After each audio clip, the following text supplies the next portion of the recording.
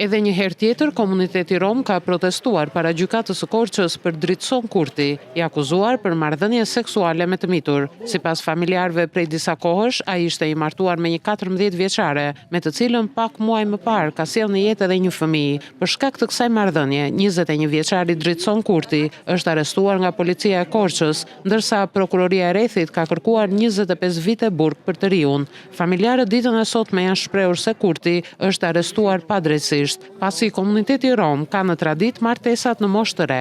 Avokati 21 vjeçarit Gentian Seriani shprehet se prokuroria e kësaj çështje e ka dorëzuar çështjen pasi është transferuar në kryeqytet. Kjo sipas tij është një lajm i mirë, pasi pritet rikualifikimi i veprës penale. Është fat i mirë për djalin këtë rast, për shkak se prokuroria është nga rastet e rralla në Shqipëri që ndodh që për i vepër të tillë klasifikon me një dënim mbi 25 vite.